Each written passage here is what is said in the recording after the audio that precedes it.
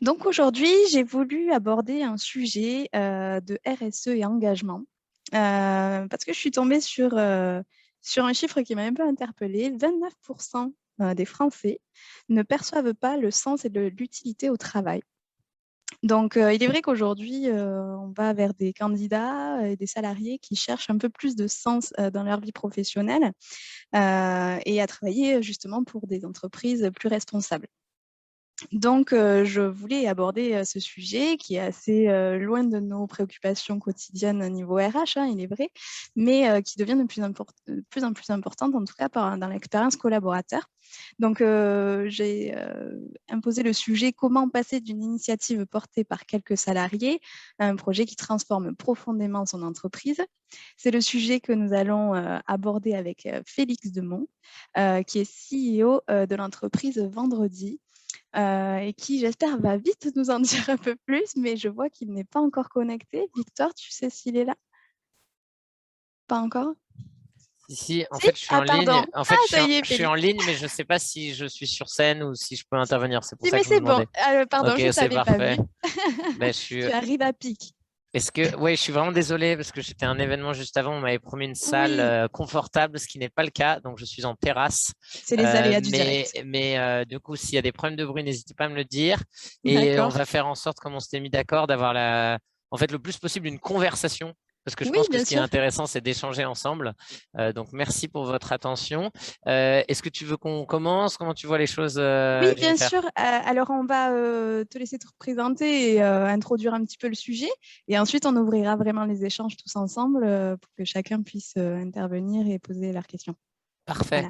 Voilà. Et moi, ce que je vous invite à faire, c'est d'être le plus interactif possible dans le chat tout de suite. Comme ça permet d'avoir une discussion en live, ce qui est hyper important quand il y a des webinaires. Donc, peut-être pour me présenter. Donc, moi, c'est Félix Demons. J'ai 30 ans. Ça fait plus de 6 ans maintenant que je fais grandir un projet qui est citoyen, qui est une start-up sociale. Donc, une start-up parce qu'elle a un modèle de croissance très rapide, financé par les entreprises avec son propre business model. Et pourquoi citoyenne? Parce que, en fait, notre métier chez Vendredi, c'est de permettre à chacun de changer le monde sans changer de travail. Alors, qu'est-ce que ça veut dire changer le monde sans changer de travail? En fait, en tant que salarié, ça veut dire je vais pouvoir décider de accueillir un stagiaire de troisième dans mon entreprise, organiser une action de don du sang, mettre à disposition mes compétences sur mon temps de travail. Donc, c'est du mécénat de compétences, que ce soit quelques heures parce que j'ai une expertise en RH sur des sujets de recrutement, voire même plusieurs jours ou plusieurs mois pour des questions de talent ou de gestion de la fin de carrière. Et donc, nous, on permet concrètement aux salariés d'agir par une diversité d'actions et de mettre en mouvement leur entreprise via des actions internes ou externes. Concrètement, du coup, peut-être ce qui peut être intéressant, c'est pourquoi aujourd'hui le paradigme a changé. Nous, ça fait un peu plus de 6 ans qu'on développe cette activité. On a vu un peu de tipping point d'accélération de maturité des entreprises. Le premier, c'était le départ de Nicolas Hulot, en fait, quand il a quitté le ministère. Et le second, D'accord. c'était plus les enjeux liés au Covid qui ont transformé aussi la prise de conscience du rôle de l'entreprise sur des sujets de société, puisqu'en fait, toute l'activité économique classique s'est arrêtée et tout le monde s'est demandé, mais en fait, nous, qu'est-ce qu'on fait en tant qu'entreprise? Comment on peut aider? Et puis, ça a challengé la notion de sens et de contribution dans un modèle de bascule de société qu'on voit bien plus largement sur comment on a un modèle économique durable et un modèle de société durable dans ce qu'on propose, avec évidemment la préoccupation écologique qui est dominante aujourd'hui. Par rapport à ça, ce qui est très intéressant, c'est pourquoi les entreprises ont intérêt à agir et qu'est-ce que ça veut dire d'agir. La RSE, c'est un sujet qui est assez neuf, donc c'est la responsabilité sociale des entreprises. Il est il a plus d'une trentaine d'années historiquement, mais il est assez neuf dans sa prise en compte par les entreprises. Il est assez neuf parce que historiquement, c'est plutôt des grandes entreprises qui étaient soit très réglementées, qui étaient actives sur le sujet, des acteurs par exemple des domaines de la santé ou des transports. Et en fait, c'est un sujet qui est en train de grandir parce qu'il y a plusieurs grandes dimensions qui évoluent.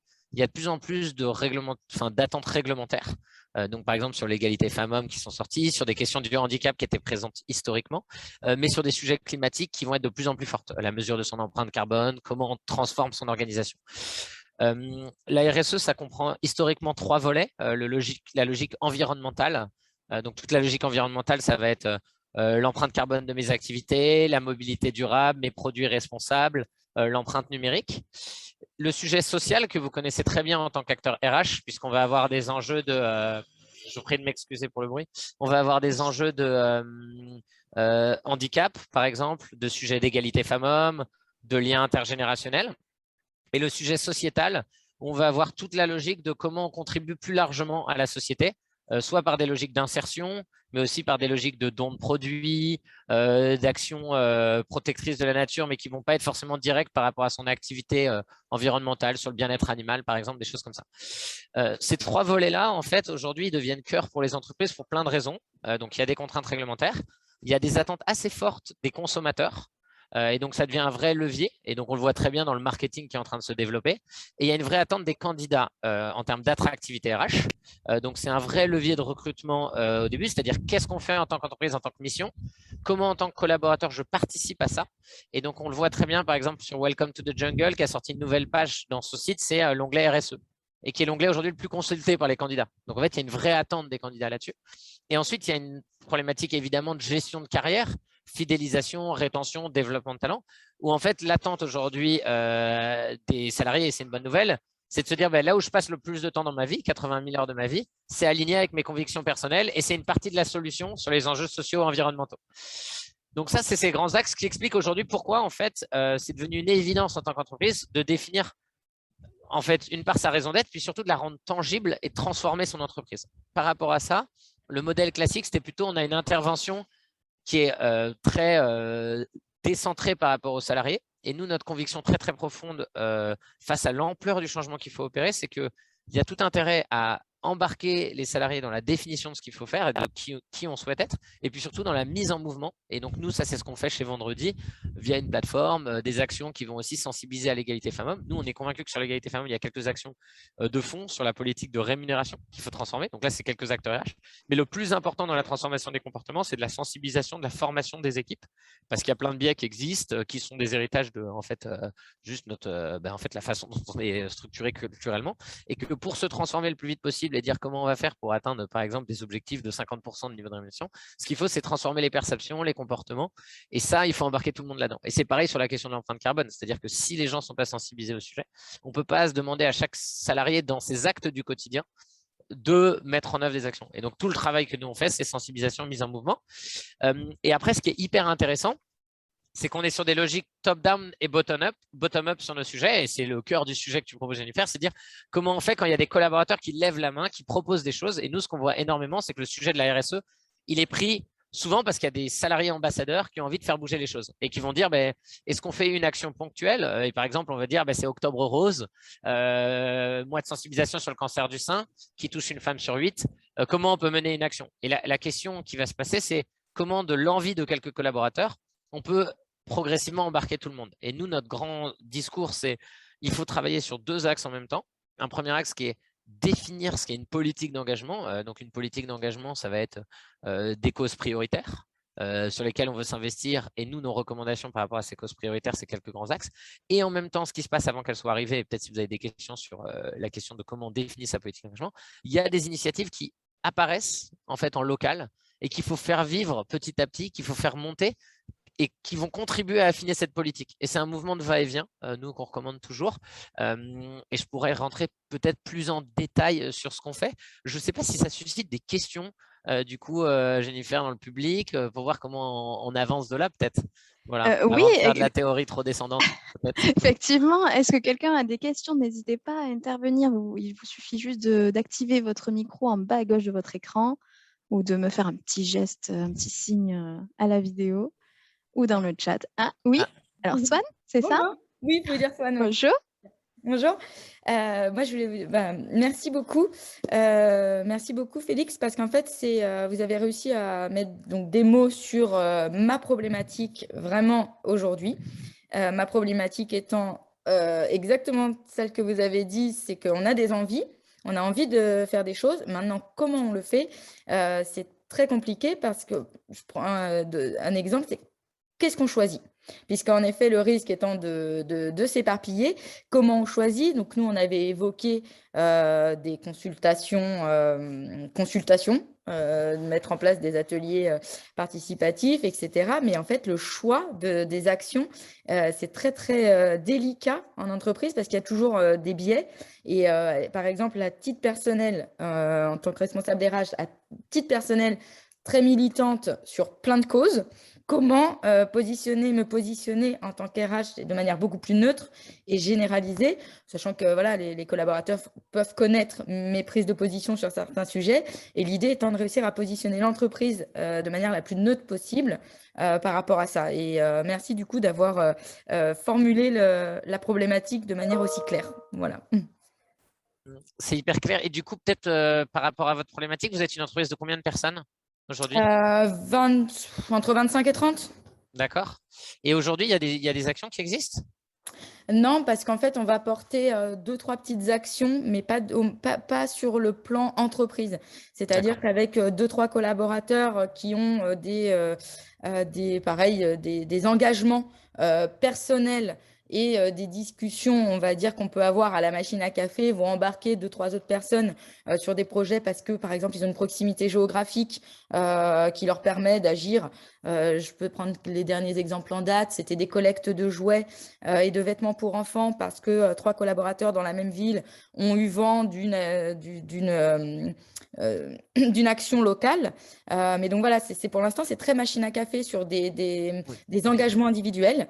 Et donc toute la problématique, c'est le porter au niveau entreprise de manière neutre. Voilà. En fait, ce qui est intéressant, c'est que du coup, c'est plus des actions, enfin, ce que vous évoquez, c'est plus des actions qui ont attrait à la volet sociétal, un peu philanthropique.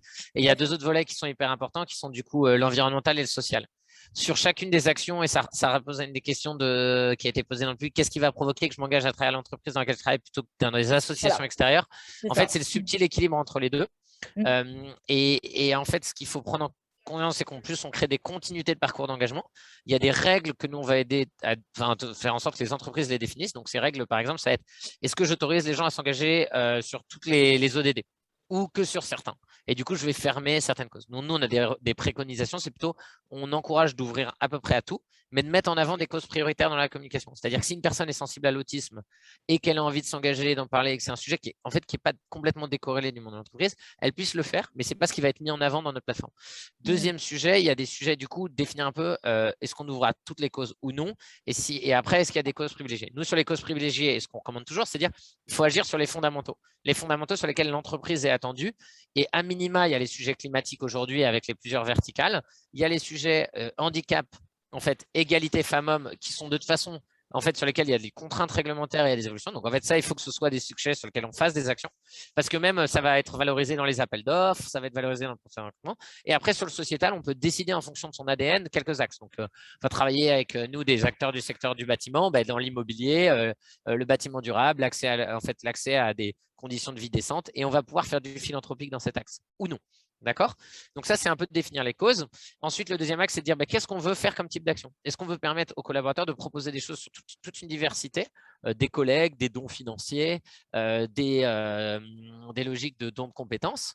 Donc, en fait, définir les causes, est-ce qu'on les autorise ou non? Est-ce qu'on autorise ou non qu'elles aient lieu sur le temps de travail? Parce qu'on peut dire, il y a des collaborateurs qui vont partager des collègues parce que c'est génial et en tant que dirigeant, on va permettre à dire, il y a l'opération Octobre Rose, on va faire des collectes pour ce sujet, en fait, de récupérer des habits avec une des opérations qui s'appelle Bonnet Rose, par exemple. Et on peut dire, en fait, on a envie que ça ait lieu ou non. Et après, on peut avoir envie de prendre du temps de travail pour ça. Et donc là, on peut décider de donner du temps de travail. Le temps de travail, pour nous, ce qu'on voit beaucoup, on a plus de 150 entreprises clientes. Ça va être des acteurs très engagés, des toutes petites entreprises comme Veja, les chaussures, à des entreprises plus grandes comme Danone. Mais aussi, on a des très grandes entreprises comme Soprasteria qui sont moins connues pour s'engager sur la place publique, des petites startups, des entreprises de conseil de 20-30 personnes.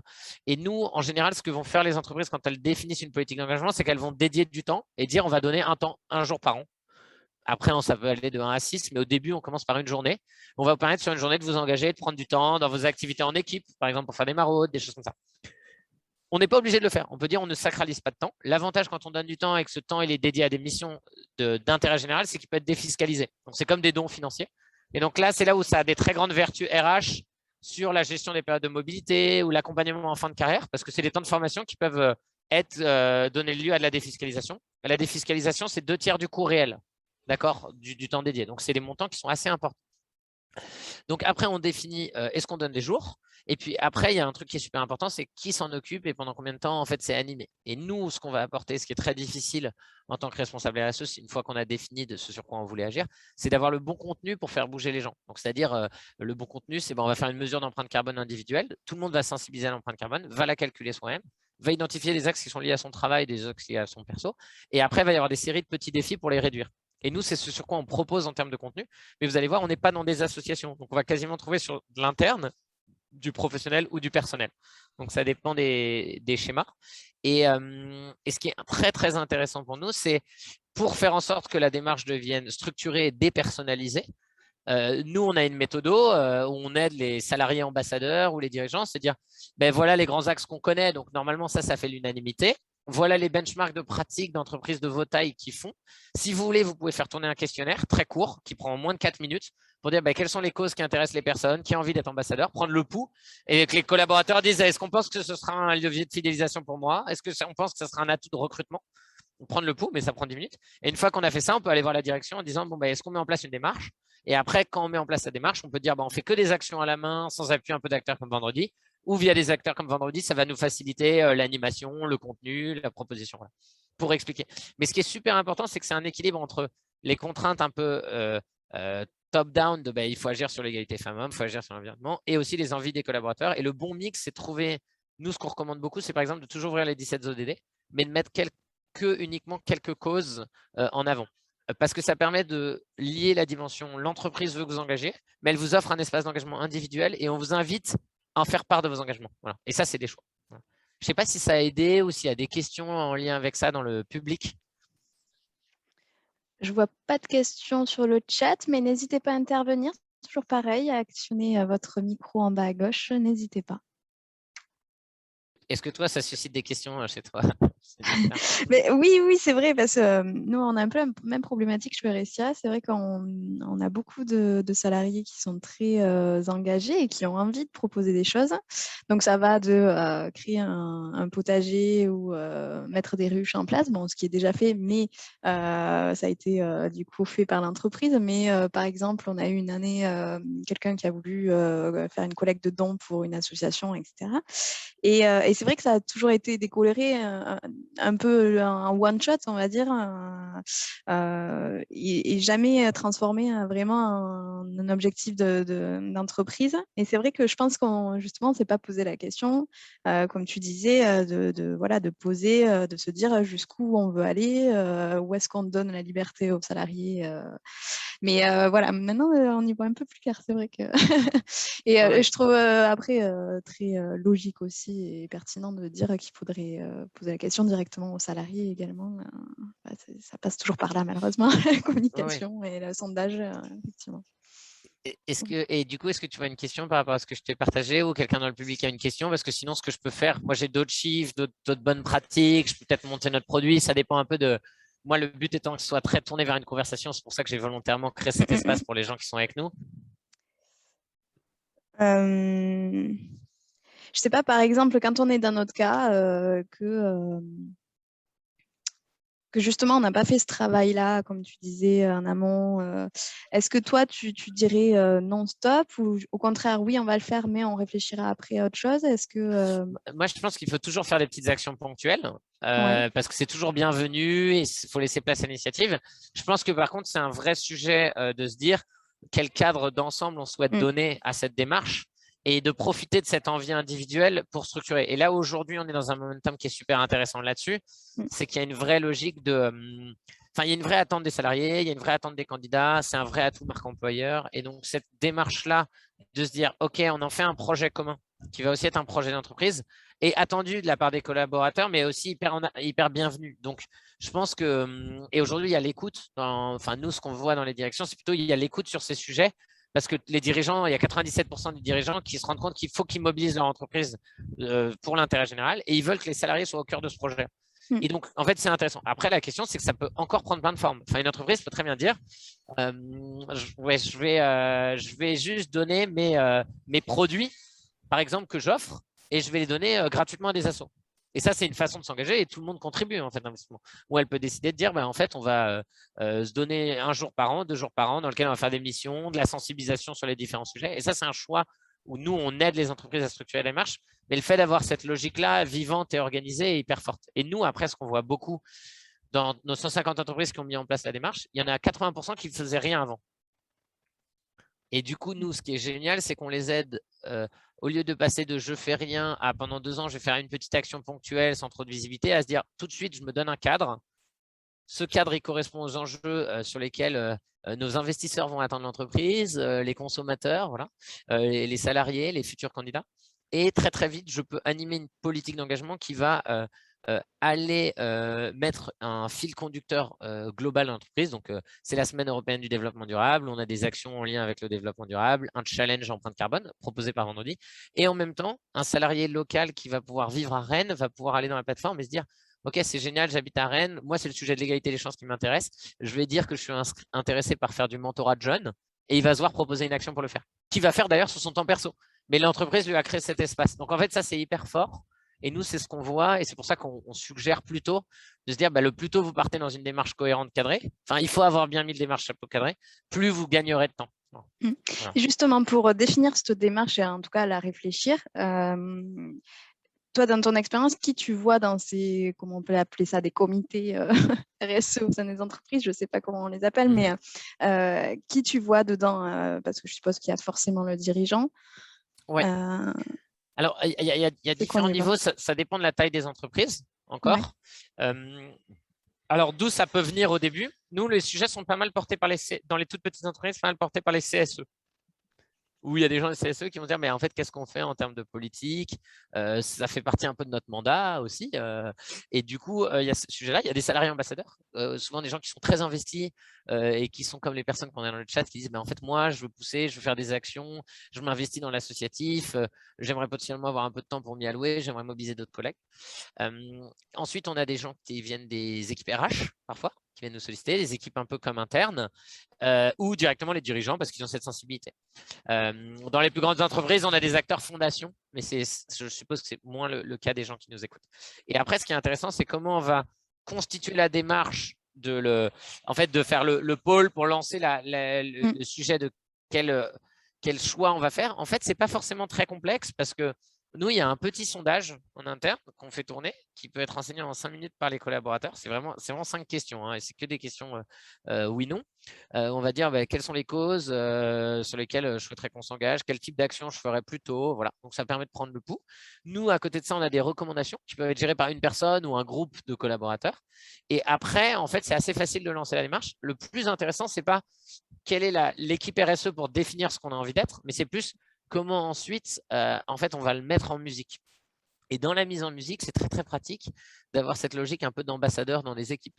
De se dire, en fait, dans l'équipe des commerciaux, il va y avoir une personne qui va un peu être le référent des sujets RSE transverses et qui va potentiellement indiquer quand, en fait, c'est la semaine européenne des personnes handicapées, que ça peut être de faire un petit temps de sensibilisation sur le sujet, de rappeler qu'il y a le challenge, de proposer quand il y a une action en équipe.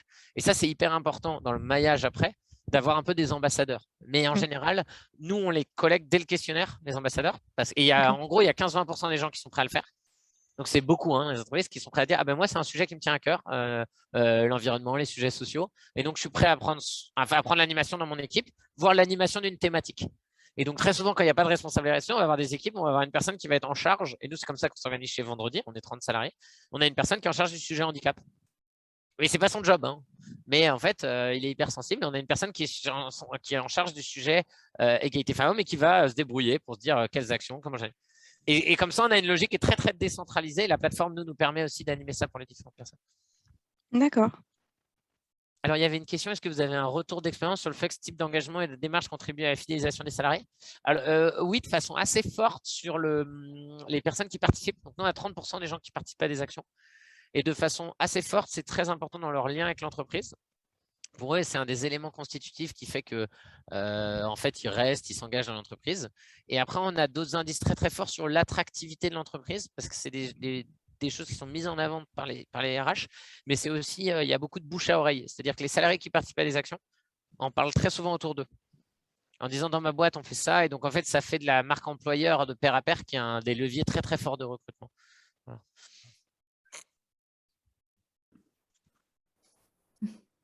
Oui, il y a une question. Vas-y, n'hésite pas. Ouais. Bah oui, comme je vois qu'il n'y a pas beaucoup à l'écrit. Du coup, ma question justement par rapport à ça, au niveau de la communication vers l'externe sur justement tout ce qui est marque employeur, etc. Est-ce que vous accompagnez également ou quels seraient vos conseils? Parce qu'en fait, il y a deux... Enfin, une fois de plus, c'est personnel. Je trouve que des engagements de l'entreprise, je vais prendre des sujets vraiment forts comme l'égalité homme-femme, l'inclusion, le handicap, etc. Les entreprises, je pense, doivent de toute façon être exemplaires à ce sujet. Et donc, c'est très délicat de communiquer là-dessus en disant regardez ce qu'on fait, etc. Alors que dans un monde parfait, il n'y aurait même pas besoin de communiquer puisque ce serait la base. Et où positionner cette communication vers l'externe en disant, enfin, ou en tout cas marque employeur, comment on communique là-dessus en toute humilité puisqu'on est censé en vrai le faire déjà. Alors, il y a des choses qu'on est censé faire. Il y a pas un si grand nombre de contraintes en réalité. Il y a l'emploi des personnes handicapées. L'égalité femmes, on doit calculer son index, mais il y a pas donc il n'y a pas forcément des contraintes très très fortes aujourd'hui. Elles sont en train de se développer et moi je pense que c'est plutôt une bonne chose, un avis personnel. Mais, ensuite sur la communication, nous ce qu'on dit toujours aux entreprises, c'est en fait, faut faire de la communication authentique et réelle. Donc, il faut communiquer sur ce que vous faites. Et uniquement ce que vous faites et parce que vous avez l'intention de faire. Et il faut communiquer le plus possible en faisant témoigner les gens qui font et pourquoi ça a du sens, les bénéficiaires, vous, et d'être dans ce niveau-là de communication parce que c'est ça qui est réel en réalité. Et donc, ça, c'est notre recommandation. Et donc, pour moi, genre, l'important, c'est vraiment de se tenir à ces principes-là. Et en général, les gens savent, enfin, typiquement, si on est en phase de démarrage, qu'on a fait 2 actions, nous, on dit plutôt aux boîtes, ben, communiquez pas en tant que boîte. Une fois que la démarche elle est institutionnalisée, qu'il y a pas mal de gens qui participent, en fait, communiquez parce que ça a du sens. Par contre, laissez vachement vos collaborateurs communiquer autour s'ils ont envie. Même et nous, on a plein d'exemples d'entreprises. Nous, on a des clients qui sont plus ou moins avancés, mais donc, on a plein de formats d'engagement. Donc, on a plus de 150 entreprises, 1200 assos soutenus, 30 000 personnes qui s'engagent. Et il y a des formats, c'est des stagiaires qui font 20% du temps de travail. Il y a d'autres formats, c'est des gens en fin de carrière pour préparer la retraite. Il y a des gens qui font faire des team building. Voilà. Et ce que fait Mazar, qui est un cabinet d'audit, ils donnent leur compte sur Snapchat, Instagram et tout à leurs stagiaires qui sont en mission. Et ils leur disent, vous communiquez comme vous voulez et racontez ce que vous faites. Donc, c'est hyper authentique. C'est aussi très malin parce que c'est assez stratégique. Mais en fait, ils le font vraiment et c'est des jeunes qui ont le compte et qui racontent leur histoire. Donc, voilà, moi, je suis machin, je travaille. Et donc, c'est hyper… mais c'est parce qu'ils sont très malins en termes de communication candidat. Et par contre, ils ne communiquent pas sur des chiffres, voilà, ils font raconter des histoires et ils donnent pour le coup l'intégralité de la liberté de communication aux gens qui font. Voilà. Et ça, nous, je trouve ça génial parce que c'est de la communication authentique. Et moi, après la vie, je pense qu'il y a une vision catholique des éducations de ne pas parler de ce qu'on fait de bien et tout. Moi, je pense que c'est toujours bien de parler de ce qu'on fait de bien parce que ça donne de l'énergie, ça donne le smile, enfin voilà. Mais il faut parler de ce qui est vrai. Voilà. C'est ça le plus important. Je crois qu'il y a une autre question. Ouais, je vois Elsa qui lève la main, peut-être. Merci alors. Du coup, une petite question. Moi, on est chez Private Sport Shop, on est un peu plus de 230 salariés, donc on est un peu plus avancé. On a déjà fait pas mal d'actions RSE sans le vouloir, en fait, sans jamais mettre un nom sur la RSE. Et que depuis le mois de septembre, on a choisi, entre guillemets, un référent RSE. Donc, parmi nos salariés, c'est une personne à qui on a donné du temps de travail, donc une demi-journée par semaine pour travailler sur ces sujets-là, sachant qu'on est déjà bien au point, par exemple, sur les sujets d'égalité pro. On a fait des semaines de la QVT, on est engagé pour le 1% pour la planète, pour la ramasse des déchets dans nos locaux. Enfin, voilà, on a avancé, mais aujourd'hui, on est en train de faire une vraie politique, donc ça, il n'y a pas vraiment de souci. C'est plutôt l'engagement de nos collaborateurs à nous suivre derrière. Et du coup, quelle est ta question? En fait, l'engagement. Ouais, c'est ça. Comment dire, il y en aura les embarquer. Non, mais on est 230, quoi. Alors, comment je peux insuffler ce mouvement alors, je sais qu'il faut les responsabiliser aussi, mais voilà, comment, enfin, est-ce que vous avez des tips? Est-ce que je dois communiquer plus? Euh, Passer par les managers qui fassent… Qu'est-ce que vous faites aujourd'hui? Alors, alors actuellement aujourd'hui, nous, on a un indice d'égalité professionnelle qui est très bon, il est à 80, donc ça, il n'y a pas de souci, on l'a mis sur notre site, sur notre espace candidat et on l'a communiqué en interne, donc on le communique. Après, on a fait des semaines de la QVT entière où du coup, un jour, un thème, on améliore un petit peu notre qualité de vie au travail. Nous, c'est très axé sport du coup, donc il y a toute l'entreprise, c'est vraiment les salariés qui nous font part de leurs besoins, voilà, un terrain multisport. C'est un peu des grands enfants ici, mais voilà, ça marche. Voilà, on fait de la ramasse de déchets, par exemple, la semaine prochaine pour tous nos espaces extérieurs. On s'associe avec les Restos du Cœur qui sont dans notre rue pour organiser des collectes et sensibiliser du coup les employés à y participer. On travaille avec une association qui s'appelle NQT, et qui aide les jeunes voilà, des quartiers plutôt défavorisés à se faire un réseau, à se faire un CV, à être briefé pour les offres d'emploi. Donc voilà, on a pas mal de petites actions. Là, j'ai un référent RSE depuis un mois. Une fois que lui, il aura bien défini sa politique, lui, moi et la direction, on aura bien défini notre politique. Comment je peux faire pour qu'on me suive derrière, quoi, au niveau des salariés? Parce qu'aujourd'hui, c'est pas le cas, ils suivent pas, pardon. Alors, ils suivent, mais voilà, c'est vrai qu'il y en a qui sont très environnement, donc la ramasse, les mégots, il n'y a pas de souci, ils sont là. Il y en a, ils sont très sport, donc si c'est pour aider des assos de foot du coin ou leur donner des maillots, il n'y a pas de souci. Mais voilà, j'ai du mal à faire suivre tout le monde. Et c'est quoi les pourcentages de gens qui s'engagent? Si tu devais dire en ordre de grandeur. Oula, je dirais 10%. 10%. Ok. Ben, en fait, c'est pas un mauvais chiffre au départ. Ensuite, pour nous, ce qu'on voit dans les entreprises où on aide vraiment, en fait, on aide beaucoup dans le contenu qu'on propose, l'expérience qui est personnalisée. Enfin, ce qui fait que ça marche et qu'on arrive à avoir une démarche, c'est déjà, il faut avoir des gens qui ont une ressource dédiée. Donc, on a le référent RSE que vous avez nommé.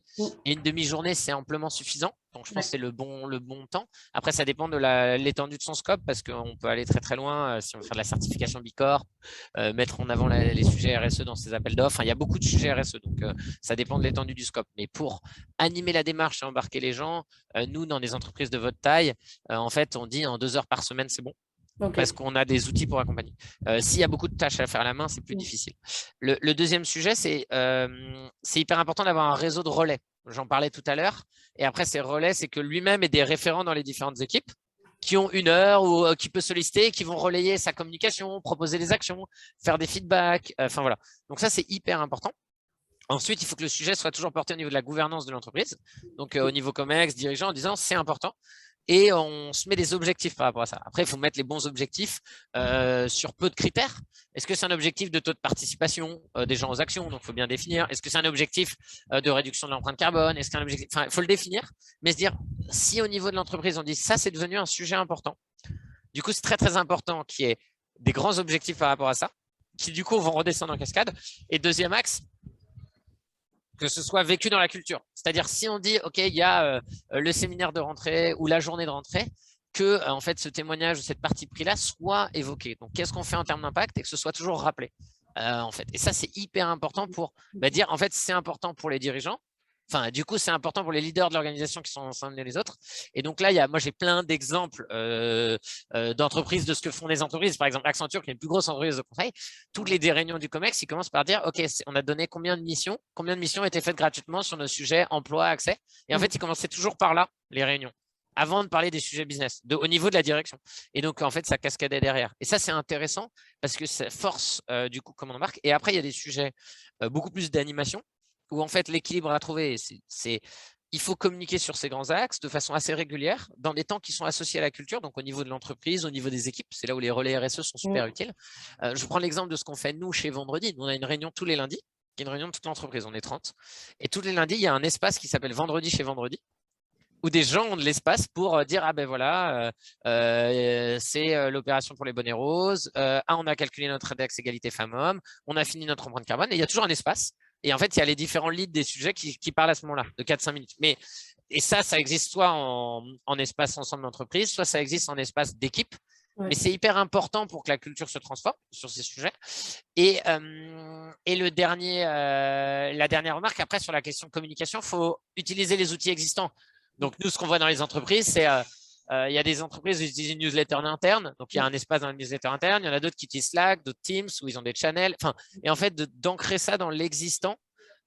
Et après, au-delà d'une logique d'animation, nous, thématiques, donc on dit beaucoup faire des thématiques par rapport à vos enjeux et de dire, bon, en fait, c'est la semaine du handicap. Voilà, on communique à ce moment-là, ça permet d'ancrer. Il y a tout le côté personnalisation. Et là, c'est là où des outils comme nous sont d'autant plus utiles en plus du contenu qu'on apporte, c'est de dire, bon, un collaborateur, par exemple, je sais pas, qui est en remote, qui peut pas participer à l'action de ramassage de déchets à tel endroit parce que, je prends l'exemple, la personne qui peut faire la comptabilité, elle habite pas proche des sites. Elle peut participer à un défi d'empreinte carbone seule. Et donc, ça, c'est hyper important pour arriver à embarquer tout le monde. Et ça, c'est un très, très gros frein pour arriver à embarquer. C'est est-ce que ça matche avec les disponibilités, la localisation, les appétences des gens. Et ce qu'il faut se dire, ça par rapport à ce que tu évoques, c'est tout à fait normal que en fait, les gens aillent faire ce qu'ils aiment. Oui. Et il ne faut pas se dire tout le monde va participer au sujet du handicap parce qu'en fait, ce n'est pas la même façon. Ce qui est important, c'est qu'on ait une politique d'entreprise, une sensibilisation à minima et qu'il y ait des choses qui soient menées et du coup de partir avec l'envie des gens. Et ce qui est extraordinaire sur nos sujets, qui sont pour moi très vitaux pour l'entreprise stratégique demain, c'est qu'en fait les gens ont envie de contribuer. On n'est pas sur un sujet sur lequel les gens ont envie de faire des choses. Ils sont prêts à faire plus et aller plus loin que dans leur travail perso et tout. Donc ça, c'est hyper intéressant. Je ne sais pas si j'ai répondu à ça. Merci, voilà. Je te remercie. Et alors, combien de temps prend la mise c'est ça. Ouais. Combien de temps prend la mise en place de ce cadre que peut apporter Vendredi? Alors, en fait, donc, pour reformaliser la question, le cadre, nous, ça dépend beaucoup de la taille des entreprises. Mais en général, en fait, en 2 semaines, on peut le trouver. Donc, on a plein d'entreprises de 250 personnes. On a une personne qui a un peu été missionnée pour le sujet, qui va dire je fais tourner un questionnaire. Et en fait, on arrive très rapidement à dire quels sont les axes principaux, est-ce qu'on donne du temps ou non. Et donc, ça ne prend pas forcément énormément de temps.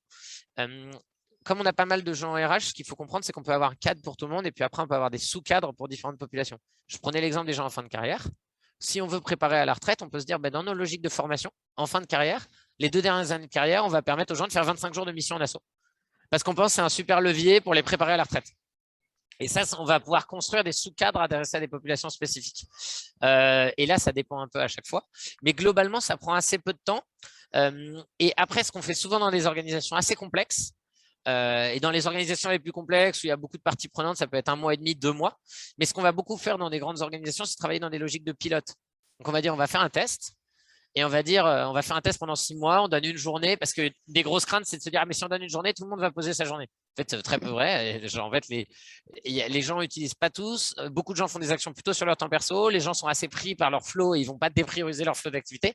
Donc, il y a un peu le mythe de on va donner une journée et tout le monde va la poser en même temps et l'entreprise va tourner, ce qui n'est pas du tout vrai. On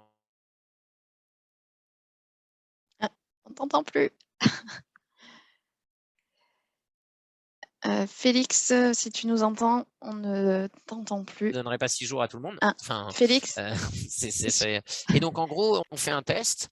Et du coup, dans les logiques... Félix, tu nous entends? Excusez-moi, oui, parce que ça a coupé pendant un petit moment. Alors, je vous entends, mais en fait, j'ai reçu un appel et je suis en partage de connexion. Ah, donc, voilà. On est vraiment non, mais dans les conditions du direct. Je suis vraiment désolé à tous pour ces Comme tu parlais des tests... Non, il n'y a pas de souci. Tu parlais d'un test sur 6 mois pour faire, en fait, quand il y a des craintes ou des freins, on peut se dire, est-ce que trop de gens vont prendre la journée? Donc, on peut faire un test. On va dire, OK, combien de temps ça va nous prendre pour l'animer? Bon, on fait un test sur une population de 500 personnes, 1000 dans les grands groupes. Est-ce que si on autorise toutes les causes et qu'on ne restera pas juste à nos causes, est-ce que ça va être un gros problème et les gens ne vont pas du tout s'engager sur nos causes? Et en fait, on démontre que c'est vrai. Et en fonction de ça, on ajuste les paramètres. Mais comme c'est vraiment notre métier, et nous, notre but, c'est vraiment de dire aux entreprises, en fait, vous êtes hyper attendus par vos salariés. En fait, ça n'a pas trop d'impact organisationnel. Nous, on l'a démontré avec 150 entreprises. Lancez-vous. Et en fait, lancez-vous le plus vite possible parce que vous allez apprendre. Et c'est en faisant qu'on apprend. Et donc, on est plus dans une posture qui est, en fait, le cadre, il n'a pas besoin d'être fixé de façon définitive. L'important, c'est d'avancer. Et après, quand il est posé, c'est toujours mieux. Et du coup, vaut-il mieux vous solliciter après avoir choisi les causes ou bien dès le début pour sélectionner les causes? En fait, nous, on permet de sélectionner, on facilite ça dans les aspects d'outils, mais vous pouvez… En fait, on a 20% des entreprises qui viennent nous voir sont des entreprises peut-être plus proches de celles d'Elsa, qui sont des entreprises qui ont déjà pas mal d'actions, on se rend compte qu'ils veulent aller plus loin, etc. Mais il y a 80% des entreprises qui sont à zéro et souvent qui se disent, mais en fait, nous, je vais prendre l'exemple de Kalman Levy, une maison d'édition, il nous disait, nous, la lecture, c'est hyper important, on a déjà quelques actions très historiques, mais c'est notre pilier principal. Après, on est très ouvert et on les a aidés à définir les 4-5 causes prioritaires, mais comme je vous dis, c'est environnement, égalité femmes-hommes, handicap, et on retrouve le générique. Et en fait, ils sont très contents d'être aidés pour structurer ça. Et après, ils ont été convaincus par la vision de se dire, on n'a pas envie de fermer les causes. Et il y a 2 entreprises qui ne sont pas, mais voilà. Mais s'il y a des questions, moi, je pourrais vous envoyer mes coordonnées. Et Oui, de toute façon, il y a le après, compte rendu écrit après l'événement. Je mettrai tous les coordonnées de Félix et de l'entreprise de vendredi. Vous inquiétez pas, je vous donnerai tout ça. voilà. Et du coup, il y avait une autre sollicitation par le chat de Marika.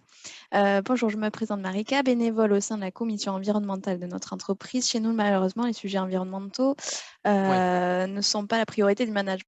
Et le moindre projet prend des mois où nous sommes très peu soutenus. De plus, comme nous sommes bénévoles, nous n'avons pas de légitimité à solliciter la direction. Quels conseils pouvez-vous nous donner? Justement, comment on fait quand la direction n'est pas engagée et freine un peu tout ça? Est-ce qu'il y a des petits leviers à pousser? Alors là, ce qui est intéressant, Marika, peut-être dans les questions, c'est aujourd'hui, est-ce que vous avez sollicité le CSE? Est-ce que vous avez essayé de parler à la direction et à qui à la direction? Enfin, on peut en parler de vive voix, je sais pas où Oui, vous êtes. Marika, peut-être vous pouvez intervenir? Je ne sais pas si elle est… Je ne sais pas si elle est encore là, Marika, si, je nous pense. sommes affiliés au CSE. Ok, vous êtes proche va du nous CSE. répondre. Ok. Et donc, je pense qu'il y a un vrai levier avec le CSE. Il y a un vrai levier aussi pour moi. Mais là, on peut vous aider parce que, en fait, la vraie question, c'est il y a un vrai intérêt business à se mettre en mouvement. Si on prend le sujet de l'environnement, en fait, il y a des contraintes européennes qui sont en train de tomber et qui vont forcer à l'empreinte carbone, à la réduction du CO2. Donc, plus on s'est mis en mouvement tôt, plus c'est intéressant stratégiquement à long terme pour éviter des coûts. Donc, nous, on peut vous fournir des argumentaires sur le sujet environnemental et le sujet plus largement en termes d'attractivité, de rétention, de fidélisation. C'est des choses qui sont des études, donc c'est assez démontré. Et après, ce qui est intéressant, c'est auprès de qui il faut aller se tourner. Parce qu'en fait, ce qui peut être intéressant, c'est de se tourner auprès des différentes parties prenantes et de leur dire, il y a un intérêt. Il y a une personne qui s'occupe des achats.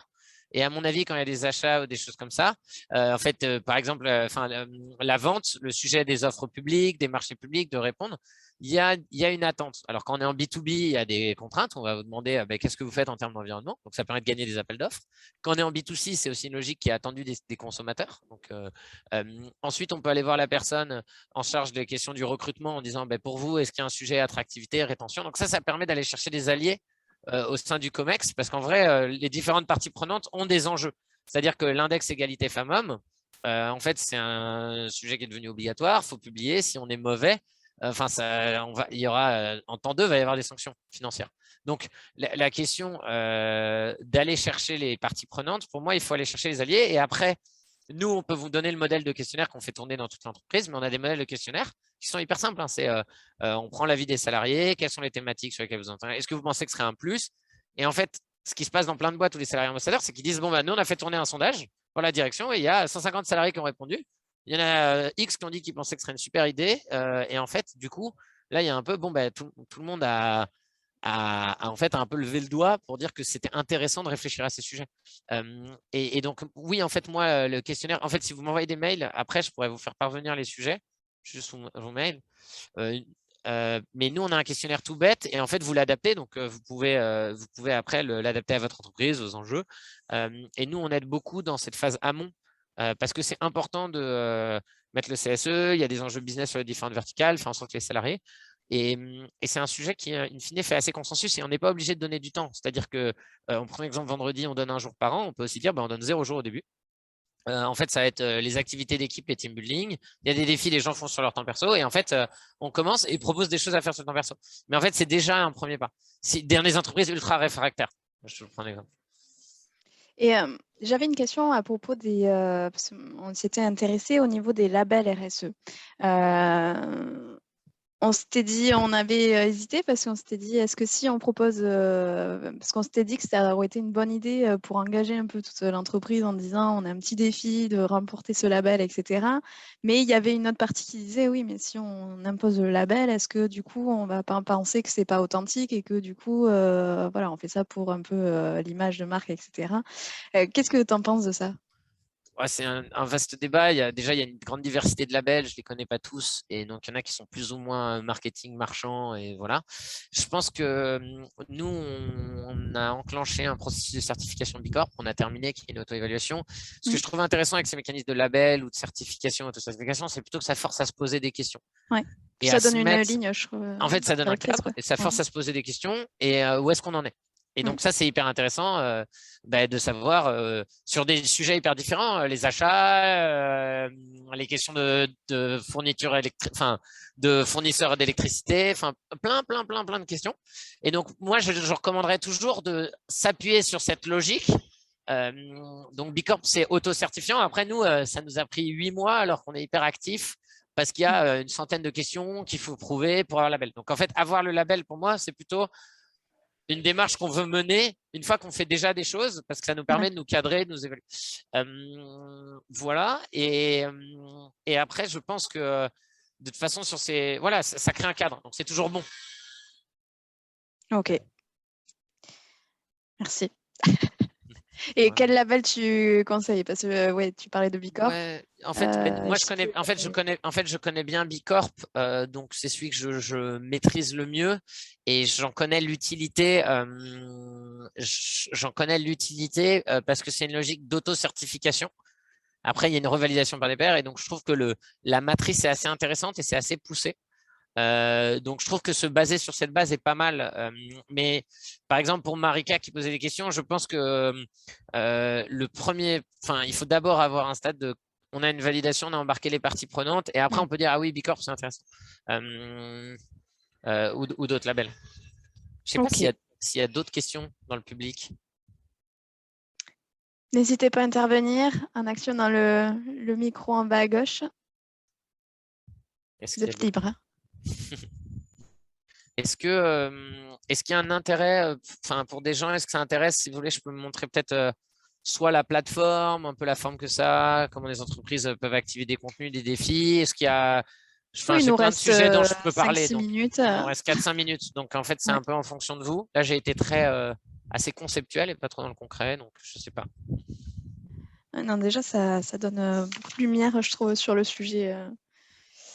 En tout cas, moi, je trouve. Il y a un intérêt pour la plateforme. D'accord. Je peux peut-être faire une petite démonstration de la plateforme. Est-ce que je vois? Okay. Oui, tu peux nous montrer rapidement à quoi ça ressemble. Alors, je vais essayer de me mettre. Où est-ce qu'il est mon mail, boîte de réception? Non, pas ça. Est-ce que là, Zoom, je vais essayer de voir. Oui, ok, là-dessus. Je vais partager mon écran. Vous voyez bien mon écran? Ouais. Est-ce que c'est ça que je partage? En fait, pour vous montrer la plateforme, je vais vous montrer la plateforme de Vendredi chez Vendredi. Donc, c'est nous, on s'applique nous-mêmes le concept. Donc, la plateforme en tant que salarié, je vais passer en tant que salarié, je vous montrerai en tant que décisionnaire. J'ai plus beaucoup de batterie, donc va falloir serrer les dents. Donc, en fait, la plateforme, elle me permet d'arriver, découvrir dans une page actualité un peu l'engagement à la une, qui est un programme un peu comme une playlist. Donc là, c'est Octobre Rose, c'est le lancement. Je vais découvrir ce que font mes collègues autour de moi. Ensuite, je vais avoir une série de missions qui vont être des missions pour lesquelles soit les ambassadeurs RSE, soit les admins ont mis en avant. Donc, par exemple, Elsa, tu évoquais les collectes. En fait, c'est ces missions qui vont apparaître en premier parce que très tôt, en fait, on a besoin de gens pour des actions spécifiques avec des dates. Voilà. Ensuite, on va avoir une logique de présentation des grands engagements de l'entreprise. Et là, vendredi, on a construit un produit qui fonctionne avec une logique de playlist. Donc, ça vous permet en tant qu'entreprise de dire on veut s'engager pour plus de diversité. On va expliquer pourquoi c'est important, ce sujet. Et là, on peut mettre des témoignages, des étapes clés, des descriptions. Donc, ces grands programmes thématiques, ça peut être utilisé pour dire on s'engage sur une cause. Par exemple, l'égalité femmes-hommes, pourquoi on le fait? Ça peut être aussi dire quand vous avez des activités en équipe, il y a des séries de team building et vous allez retrouver les contenus là-dedans. Ça peut aussi être utilisé pour dire on a fait un programme pour notre top talent chez Carrefour et on leur permet de faire des missions dans les startups sociales en lien avec l'alimentation. Et expliquer à la fois la raison d'être de la démarche, des témoignages, les étapes clés. Et ensuite, on va avoir des séries de missions ou de défis en lien avec cette thématique. Donc ça, c'est vraiment la logique Je vais pouvoir présenter de façon dynamique mes différents axes d'engagement. Ensuite, on a des recommandations personnalisées d'actions qui vont dépendre en fonction de mon profil. Et ensuite, on a des présentations de grandes associations, puis des témoignages. Ensuite, on peut rechercher par mission. Les missions, c'est des actions où on va être recruté. Hop, hop, hop, ça charge un peu. Je pense que c'est mon manque de batterie qui fait ça. Et ensuite, je vais pouvoir rechercher par défi. Je pense que c'est parce que j'ai plus trop de batterie et que je tire trop sur mon ordi. Ouais, je vais revenir là. Et du coup, les missions, je vais pouvoir aller beaucoup plus dans le détail. Donc là, je vais pouvoir regarder quel type de mission m'intéresse, compétences, coup de pouce, mentorat. Je vais pouvoir mettre des recherches par ville, par localisation. Je peux aussi rechercher uniquement les missions où il y a un certain type de compétences ou en équipe. Et après, je vais pouvoir m'inscrire. Donc, comment ça se marche l'inscription à une action? Je vous le montre rapidement. Je peux me positionner sur une mission de Surfrider, mettre un message, m'inscrire sur des créneaux et candidater. Et ensuite, je vais être dans des chats quand je suis avec des associations ou sur des missions internes. D'ailleurs, Elsa, si vous recherchez des gens pour vos collectes, où les gens vont pouvoir dire, bon, je suis partant. Et là, vous avez un chat avec l'association. Je vous prends l'exemple de la collecte et je peux dire, je pose des jours pour faire cette action, je la réalise en bénévolat. D'accord ? Ensuite, j'ai toute une logique de défis qui sont des séries gamifiées qui vous permettent de faire une série de petites actions et beaucoup plus autonomes qui ne nécessitent pas le passage à l'action dans des associations et du recrutement. Du coup, là, ça peut être des contenus de vidéos, ça peut être de la mesure d'empreinte carbone. Enfin, il y a une diversité de petits défis. Je vous montre ce que ça donne en tant qu'entreprise et puis après, je vais quitter parce que je vais juste plus avoir de batterie. De toute façon, il reste que 3 quelques minutes. petites minutes. Ouais. Et ensuite, en tant qu'entreprise, je vais avoir un dashboard d'ensemble qui va me permettre 1, 2, 3, ouais, ça prend du temps. J'ai trop d'onglets ouverts, j'avais pas fait. Qui va me permettre de voir en fait quelles sont les actions qui sont en cours. Donc en fait, avoir un accès à un reporting très macro. Et ensuite, je peux aller vers un reporting détaillé.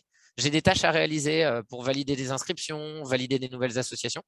Je vais avoir le catalogue de programmes. Là, je vous expliquais chez Vendredi, on apporte du contenu. Donc, on vous dit c'est Octobre Rose. On vous a défini une liste de contenus avec des actions de communication, des défis, des missions. Et donc là, l'entreprise peut découvrir le catalogue qui est tout le temps actualisé, découvrir les nouvelles assos. Et puis après, en fait, ce que permet de faire la plateforme, c'est évidemment de gérer des inscrits, de créer des actions. Je vais vous montrer en un instant le reporting. Hop, hop, hop. Là, je vais avoir un reporting en fait par objectif du développement durable où je vais pouvoir faire des exports, aller regarder par thématique, par entité, par type d'action réalisée. Je ne vous montre pas le détail, mais j'ai plein de graphes. En fait, je ne sais pas si vous voyez bien, si le refresh se passe. J'ai toute une logique ensuite où j'ai des catalogues de programmes. Donc, je vous expliquais, je peux soit créer des programmes en fait moi-même pour indiquer mes engagements. Donc, par exemple, PMU, ils disent de se sensibiliser aux jeux responsables, où je vais accéder directement au catalogue de programmes de Vendredi. Et en un clic, je vais pouvoir les activer. Et pour pouvoir activer des programmes dans des langues étrangères ou protéger la biodiversité ou s'engager pour l'inclusion numérique. D'accord ? Je vais ensuite pouvoir voir les volontaires dans ma plateforme, les gérer. Et donc là, j'ai un accès à tous les volontaires et donc toutes les actions qui se passent, plus un accès à des témoignages. Où là, je vais voir l'ensemble des témoignages au même endroit. Et donc ça peut aider pour des sujets de communication authentique, de relais. J'ai toute une partie ensuite de gestion des actions. Je vous fais le détail, mais en fait, où je peux créer des missions, créer des défis, créer des team building, créer des dons, créer des collectes. Et ensuite, là, je vais pouvoir gérer toutes les missions qui se passent et donc faire un zoom mission par mission avec les questionnaires de satisfaction de l'association, du collaborateur. Mais je vais aussi pouvoir les créer et les gérer. Et donc, ce qui se passe dans beaucoup d'entreprises, c'est que les responsables, les ambassadeurs vont créer des actions eux-mêmes et les animer. Ce qui va ensuite leur permettre, quand ils créent une mission, de la mettre en avant, de gérer les inscrits, de leur envoyer des mails. Voilà. Donc, je vous fais pas le détail, mais par exemple, nous, on fait des ateliers à la fraise du climat et qui sont animés nous-mêmes et donc on crée les actions. Je ne sais pas s'il y a des questions sur la plateforme, mais je pense que j'ai fait une bonne démo courte avant que ça crache. Ouais. En tout cas, merci beaucoup, Félix. Merci beaucoup pour ce témoignage et cette expertise qui nous éclaire beaucoup. Je vois qu'on arrive à la fin. Est-ce qu'il y a une dernière question, puisqu'il reste vraiment 3 minutes? Pas de questions? Bon, Merci Jennifer pour l'organisation. Mais merci Félix, merci à toi vraiment, merci à tout le monde d'être venu. Comme promis, comme d'habitude, je vous envoie le compte rendu écrit et le replay de l'événement par mail. Je vous donne rendez-vous le mardi 9 novembre pour parler QVT et télétravail avec Christian Guttima de la société ID3. Le sujet, ça sera comment structurer sa démarche QVT à l'ère du télétravail. Je vous mettrai bien évidemment le lien d'inscription dans le compte rendu et vous recevrez aussi un mail d'invitation. Victor vient de vous afficher un sondage pour savoir si vous avez apprécié ce canapé RH. Merci de me dire ce que vous en avez pensé. En tout cas, merci beaucoup à tous. Je vous souhaite une très bonne journée. Je vous dis à bientôt sur le canapé RH. Et merci Félix. Bonne journée à tous et n'oubliez pas de faire votre vendredi à votre échelle, même si votre entreprise n'est pas prête, pas mature, faire bouger les lignes. C'est comme ça qu'on avance. Voilà. Bravo à tous. Ciao. Merci beaucoup. Au revoir.